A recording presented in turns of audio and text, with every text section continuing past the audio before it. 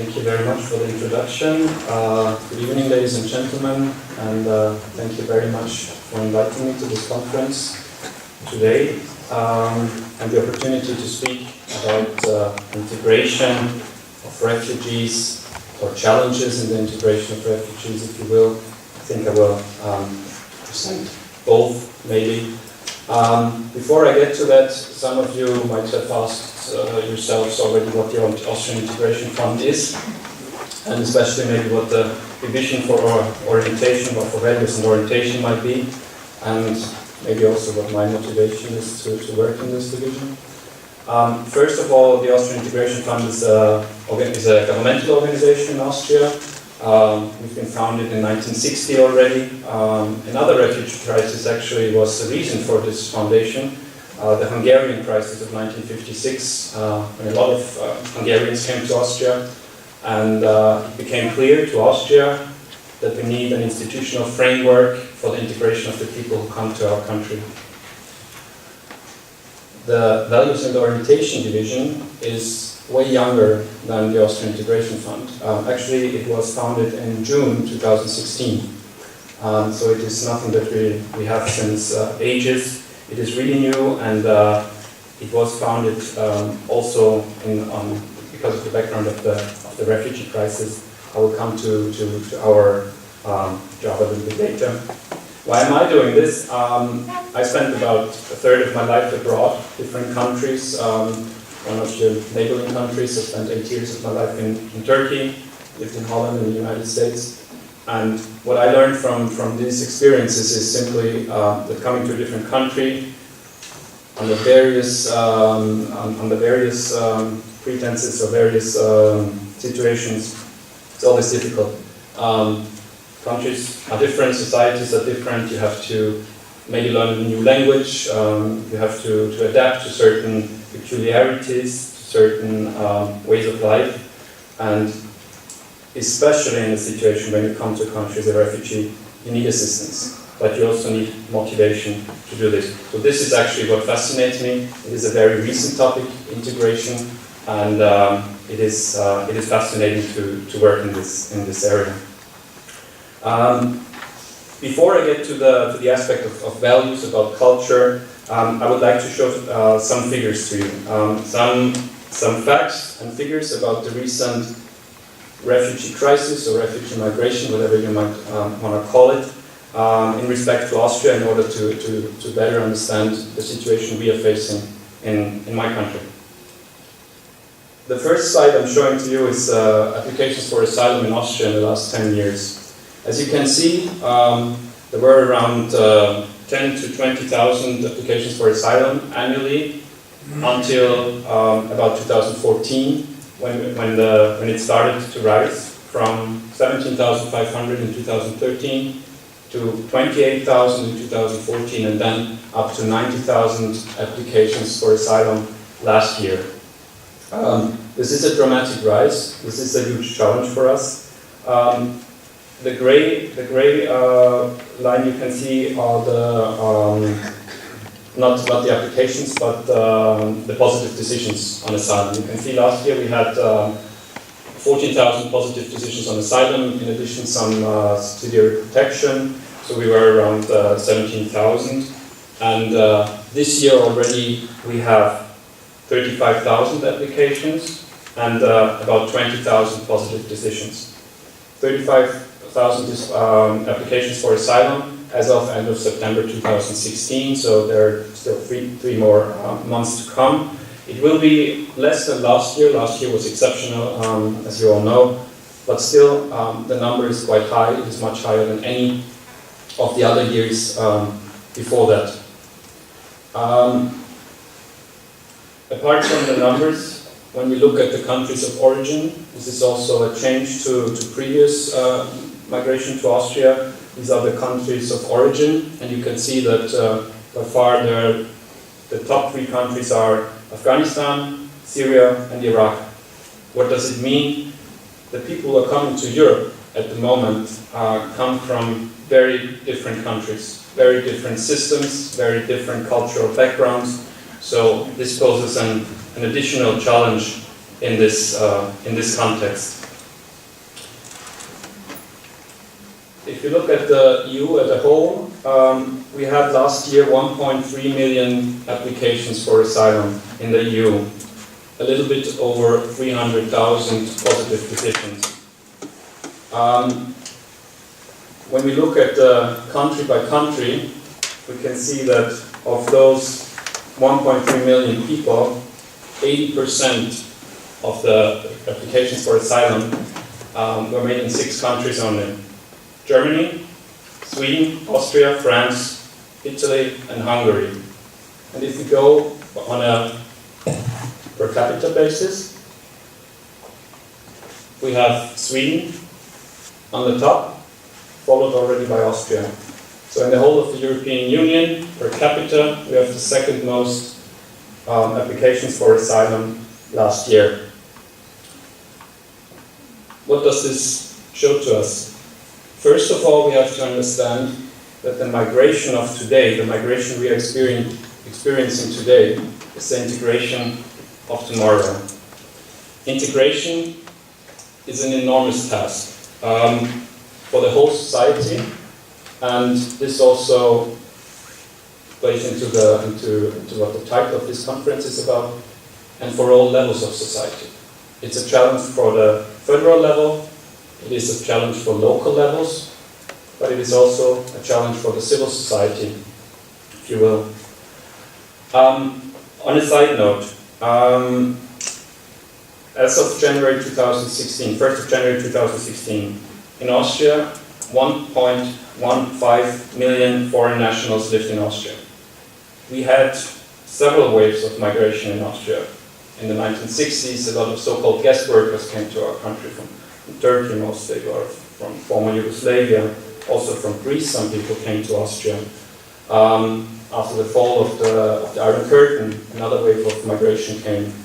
All in all, if you count people with migrant backgrounds, we have 21% of our country people with migrant background. What does it mean? Migrant background can also be Austrian citizens, but either they themselves or both of their parents were born abroad. So 1/5 of our society stems, if you will, so from abroad. What have we learned from previous waves of migration? There's one thing, I guess, that we have learned is that integration is definitely nothing that happens by itself. You have to work on it, the whole society has to work on it, and also the people who are coming to Europe, who are coming to our countries, they also have to participate in this challenge. They also have to contribute to this challenge. What else do we need? A framework. Integration, we can't leave the question of where someone has to integrate into to the individual. Someone might decide, well, I want to learn the language. Someone might say, no, I don't want to learn the language. It doesn't work like that. We have to give a basic framework, and we have to provide measures, and we have to expect from the people who are coming to our countries that they take advantage of this and that they take their chances. The next slide I'm showing to you is 50 action points. This is actually the framework we in Austria decided to establish. It has eight basic fields of work. I want to focus on the first 3 of them because they are what we perceive the core challenges for integration in our country. At the very first, we are talking about language and education. We've heard this before. Education, before education, even before education, language. If you don't speak the language of a country, you're lost. You're lost in the health system, you're lost in the educational system, you're lost on the job market.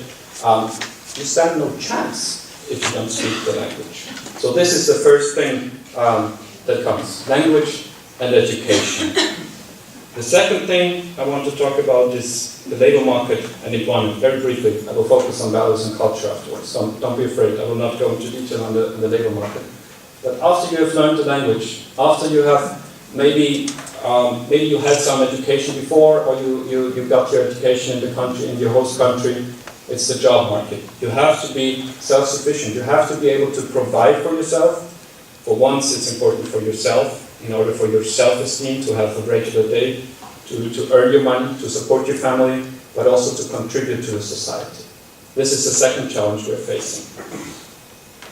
And the third one, and this is the one I want to focus on today by giving you a practical example, it's the aspect of values and the rule of law. In Austria, this is a rather recent area we are concentrating our integration efforts on. Before that, mostly it was focused on language and employment. They are pretty old, actually. I mean, everybody, mostly everybody agrees on the importance of those two aspects. But the last one is values and the rule of law. I want to give you a practical example from our work. It is called Values and Orientation courses. We have started these courses rather recently, end of December 2015. We have started to develop this course, and we started to provide this measure to refugees this year only. The ground laying work for this is also this 50 action points. So this is one point of this 50 action points. And this government paper calls for, and I want to quote this very briefly, a course format specifically designed for initial orientation purposes to provide refugees with a good, and this is number one, overview of life in Austria and the fundamental values governing coexistence. And this is maybe also a point where I want to reflect on what you said. You said variety. Our societies live on variety, which is true. No two human beings are equal. We are all different. We are very different. But all of our societies have some common ground, need some common ground in order to build on this. Some basic rules we all share, we agree to, and we adhere to. In Austria, we refer to our constitution, very simply. Soon after the first courses started, we went into countrywide rollout. We have held more than 800 courses so far, and we have reached more than 10,000 people by this in a rather short period of time. I do not want to bore you with the course format for too long, or maybe you can give me a hint on the time, how much I still have left. I'm hoping to be European time. I have not beside me. You have 8 more minutes. 8 more minutes, okay. So very briefly on the course format, not too long, it's an 8-hour course. It's really an introductory course, it's a crash course where we are trying to make people familiar with content. I will come to the content in a second because I think this is the really interesting part. What kind of values am I talking about here? The language of instruction is German. We work with interpreters, and we are holding these courses on location. This is maybe an important information. Most of the people, most of the refugees, they are not mobile. They cannot come to our integration centers, which we have, but they're still just based in the big cities. So we do go into refugee centers. We do go into local communities. We work closely together with the Austrian federal states. You know, Austria is a federal country, so we have to work closely with them. We work with local communities. We work with NGOs in order to reach the target group. The target group being refugees. We have, for instance, incorporated our courses in some of the local agreements. There are local integration agreements, they call it, in different parts of Austria. Some municipalities do it, some states do it, where refugees who come there, who want to live there, they have to sign an agreement where they state that they will abide with the laws and so on and so forth. And sometimes it's hard to also take part in one of our courses. Maybe more interesting for you is the content, what we are talking about, and you can see the 8 modules there. I want to go through them roughly by picking out some examples. The 8 modules can be grouped in 3 larger areas. One is how does the system work? How does our country work?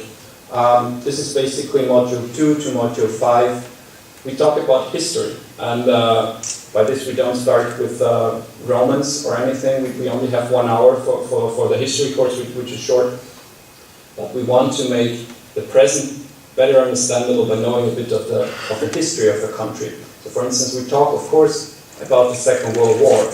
We do show some pictures of Vienna in 1945, where you see the opera house It's very beautiful today. If you come to Vienna, you will see in the inner city, you will see the Opera House. It's beautiful, but of course it's rebuilt. It was destroyed after the Second World War. We show these pictures, and especially when we have courses for Syrians, for instance, they always make the connection, and most of the time they say, oh, this looks like Aleppo, this looks like Homs, this looks like our country looks today.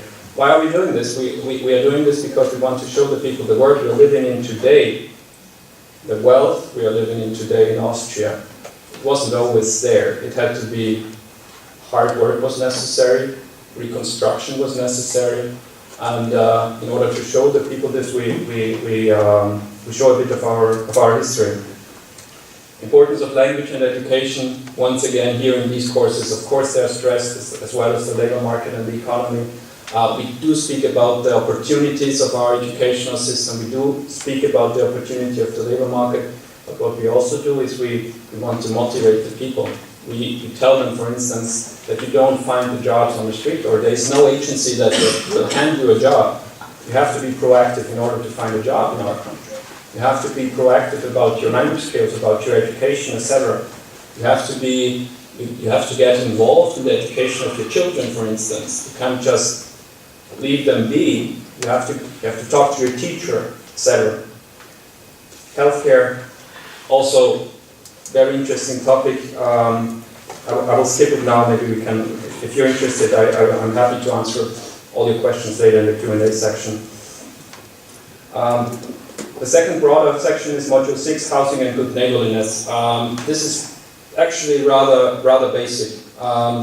We talk about punctuality, which is a big deal in Austria. I mean, if you come late to a job interview in Austria, basically the job is gone. It's a bit late if you discover this at the job interview. It's good to hear it before. We talk about noise disturbance, for instance. We are pretty big on our good night's sleep, and if you make a big party at 2 o'clock in the morning, it's going to be disturbing. Waste separation, littering, stuff like that. So really basic. And the third section, this is where we talk about what we call values, constitutional values, and this is comprised of Module 7, Module 8, Principles of Coexistence. We talk about democracy. It's interesting to say this here in Athens. I mean, this is basically where democracy came from. We talk about very basic European rights, principles, values. We talk about democracy, we talk about the rule of law. What does it mean? There are always two sides to such values. For instance, the rule of law means, for instance, that also the police can only act on legal grounds. They have to act upon the law. So, for instance, torture is forbidden in Austria. It's not the case in many of the countries where the people are coming from. But what does it mean too? It also means that every citizen, every person who lives in the country has to abide by the laws. What else do we have? Equality of men and women. This is one of the questions where the discussions get quite interesting with people from Afghanistan or people from Syria or Iraq, because they have sometimes different conceptions about this. Not all of them, but some. And we have to say, for instance, your wife, she should also make a German course, language course. If she wants to, she can work in Austria. You cannot forbid your wife to work. These kind of issues. We are talking about freedoms, freedom of speech, freedom of religion. And what I discovered when I go to the courses from time to time is that for most of the people it's quite easy to capture these freedoms on a conceptual basis. To say, okay, freedom of speech means I can say what I want. But also to respect what the other person is saying, it's far more difficult. Or freedom of religion, okay, I can practice my religion, that's easy. But accepting that other people can practice their religion, that they can have no religion at all. We can have atheists. It's no problem in Austria. It's a big problem in some other societies. We talk about fundamental and human rights, but we also talk about responsibilities. talk about respect. You have to respect others, that you have a responsibility for the society. We have a social state, so what does a social state mean? Does it mean that everybody gets money from the government? No, it doesn't. Basically, the idea is that most of the people have to work in order to provide for those who cannot.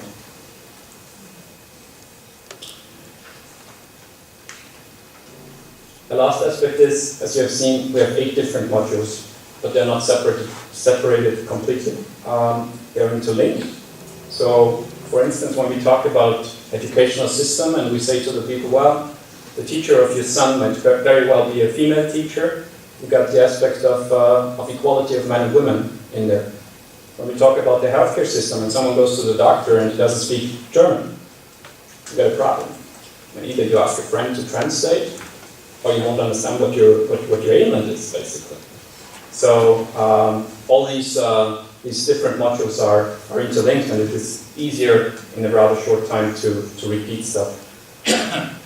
So that's it. Okay. So my final words, my last slide would have been some complementary offers we have in this field. I will not go into detail here because of the lack of time. But the courses themselves are not the only measure we have. There are some others, some complementary measures, but I will come to the end. Maybe we can talk about this later in the Q&A section. What I want to stress, 2 last sentences, value integration has become an important pillar of our work in the recent months. It's not old, it's rather new. The refugees who come to our countries, they have to learn the language, they have to find a job, but they also have to accept the basic rules and values of our country. This is important in order to prevent parallel societies with own value systems and in order to secure social cohesion and peace, which is an equally important challenge to tackle. That is why we have to work intensively on these measures, and this is also what we are doing. This is not the end of the story, this is just also the beginning. We will continue to incorporate the value aspect in all of our integration measures. And thank you very much for this.